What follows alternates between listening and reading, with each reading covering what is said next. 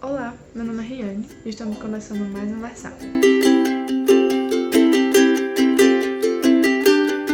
O livro que escolhemos para hoje se chama Discipulado Transformador, Discípulos de uma Nova Realidade, escrito pelo pastor Bona.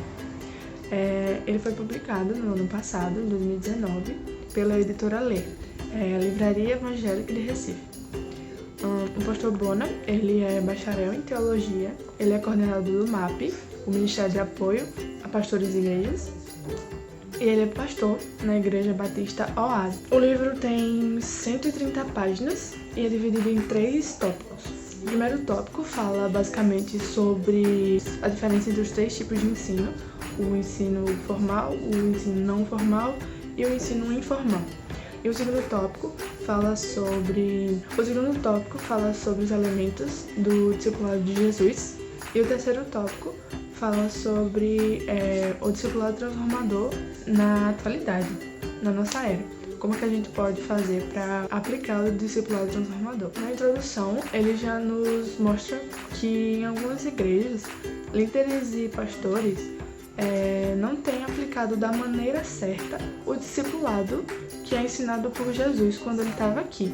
Muita gente tem a ideia de que o discipulado é como um programa, um curto programa para um novo convertido ou algo que tem que ter uma data prevista para um término.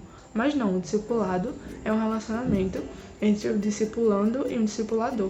Precisa haver um relacionamento, uma amizade entre os dois para que o discipulador possa transformar e capacitar a vida de quem está sendo discipulado para que um dia ele possa também fazer discípulo. O primeiro tópico fala sobre a diferença entre os ensinos, o não formal, o formal e o informal. O ensino formal é aquele totalmente sem práticas. É o ensino que a gente já conhece. Ele é feito geralmente em escolas, em cursos, etc. É conhecido pela figura de um professor passando o conteúdo totalmente programado, totalmente controlado e que é intencional para os alunos. O objetivo sempre do professor é passar o conteúdo de acordo com o que foi passado para ele, para os alunos, com um tempo, com uma data para começar e uma data para terminar. E é complicado porque muitos alunos não têm a opção e a chance de se autoavaliar se eles estão realmente assimilando aquele conteúdo. É o ensino totalmente sem prática. O segundo ensino é o ensino não formal. É o ensino que une a teoria com a prática. Geralmente não é tão intencional, não é tão controlado, mas ele tem um pouco de controle e faz o aluno se aprofundar um pouco no assunto. E o terceiro ensino é o ensino informal. É aquele totalmente com práticas. Ele também é conhecido como socialização. O aprendizado dele é totalmente natural, totalmente livre. É algo que a gente usa no dia a dia, alguma coisa é um ensino que a gente usa de relacionamento com outras pessoas. Vai havendo uma prática ali todos os dias. O segundo tópico fala sobre os elementos principais do discipulado de Jesus. Jesus tinha o principal objetivo, que era discipular, fazer discípulos, para que esses discípulos fizessem discípulos e isso fosse continuamente. Jesus usou os 3 tipos de ensino. No começo do seu ministério aqui na Terra, ele começou através do ensino formal. No início do seu ministério, Jesus usou o ensino formal, é aquele totalmente sem. Bona usa um exemplo que está em Mateus 5:1. No início do seu ministério, Jesus usou o ensino formal, um ensino totalmente sem prática. É aquele que Jesus falava, os discípulos ouviam. Jesus fazia e os discípulos observavam. Tem um momento na Bíblia que Bona citou, que está em Mateus 5:1, que foi quando Jesus subiu ao monte e sentou lá. E logo atrás dele vieram os discípulos e uma grande multidão. O objetivo de Jesus naquele momento era apenas discipular os discípulos, para serem discípulos. Ele usou aquele momento para ensinar sobre os valores e os princípios do reino de Deus. Teve outro momento que está em Mateus 13:10, que foi quando Jesus usou a palavra de Deus, ele explanou a palavra de Deus através de parábolas.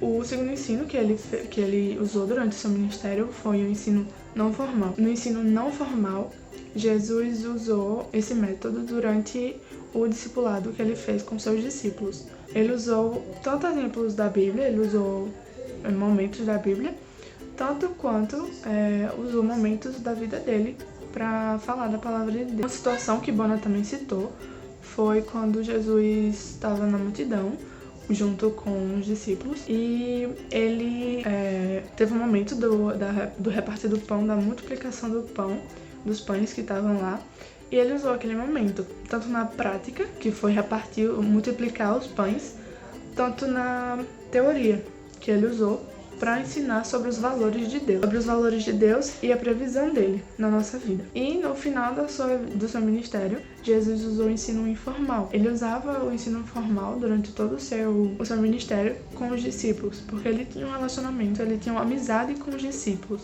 Isso fazia com que eles crescessem espiritualmente, crescessem escutando sobre a palavra de Deus, crescessem ouvindo sobre o reino de Deus, conhecendo mais sobre o reino de Deus. Um dos exemplos práticos desse ensino foi quando Jesus estava à mesa junto com seus discípulos e no meio deles existiam publicanos. Naquele contexto que Jesus estava vivendo, naquela época, era um preconceito muito grande. Um judeu como Jesus está assentado no mesmo ambiente, na mesma mesa que um publicano. Porque naquela época, um publicano era conhecido como mentirosos. Eles eram conhecidos por isso. E naquele momento, Jesus usou a prática, usou a vida dele para mostrar que o preconceito e a discriminação é pecado. Ele usou aquele momento para nos mostrar sobre a discriminação e o preconceito. Mas o estilo principal que Jesus usou foi o discipulado transformador.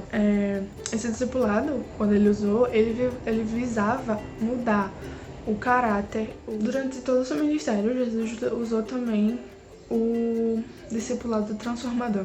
Foi o principal. Ele usou o não formal, o formal e o informal, mas o principal que ele usou foi o discipulado transformador. Ele usou para moldar o caráter dos discípulos, a vida deles espiritual, os seus ministérios, a sua vida devocional. E é isso que as igrejas hoje em dia, as igrejas atuais, têm que fazer, usar o discipulado para transformar vidas, mudar o caráter das pessoas, mudar a vida devocional das pessoas, mudar a vida, o relacionamento com Deus. E ter um relacionamento também íntimo com essas pessoas, uma amizade, um laço de amizade. E por último, o tópico 3, que fala sobre o discipulado transformador na nossa atualidade. Continuando, ele nos enfatiza se a gente tem realmente feito discípulos durante a nossa vida. Temos que nos lembrar, se nós somos seguidores de Cristo, se nós somos seguidores dele, nós temos esse dever de fazer discípulos. Com seus ensinos, Jesus não nos ensinou a fazer eventos, conferências, criarmos muita coisa para ocupar a nossa vida, mas sim usar o nosso momento para discipular, fazermos discípulos. Usando o nosso contexto atual, nós observamos que nós temos muita tecnologia.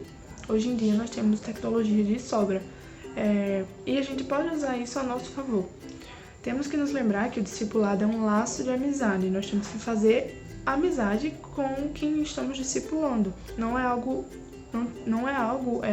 mecânico. Tem que ter um relacionamento entre os dois. Com isso, a gente pode usar a tecnologia a nosso favor. Fora os nossos momentos presenciais, reuniões, atividades em grupo, que é necessário, a gente pode usar a nossa tecnologia, o celular, nosso computador, com aplicativos ou como WhatsApp, Facebook. A gente pode fazer grupos para falar sobre o dia a dia, falar o que Deus falou conosco durante o nosso dia e lembrarmos sempre que o discipulado transformador é um relacionamento, é uma caminhada juntos. Temos que enfatizar isso quando estamos falando sobre um discipulado transformador. Para concluir, nós temos que nos mobilizar como igreja, fazer a diferença na sociedade em que vivemos, seguindo sempre o exemplo de sermos discípulos radicais, como disse John Stott. O discipulado transformador é uma vida com Cristo. Se a gente se dispõe a viver um discipulado transformador, a praticar um discipulado transformador, nós temos que entender que nós temos que deixar tudo para trás, viver da previsão de Deus, viver do que Ele nos manda fazer. Devemos nos lembrar também que para vivermos um discipulado transformador, nós estamos vivendo para quê? Nós estamos vivendo para Cristo. E com isso a gente precisa deixar tudo para trás, deixar tudo na mão de Deus, porque é Ele que vai nos suprir. Então que a nossa vida seja sempre um aprendizado e que a gente possa seguir sempre os exemplos de Jesus. Espero que vocês tenham gostado do vídeo. Curtam, compartilhem e se inscrevam no canal da igreja. E que Deus abençoe vocês. Até o próximo vídeo.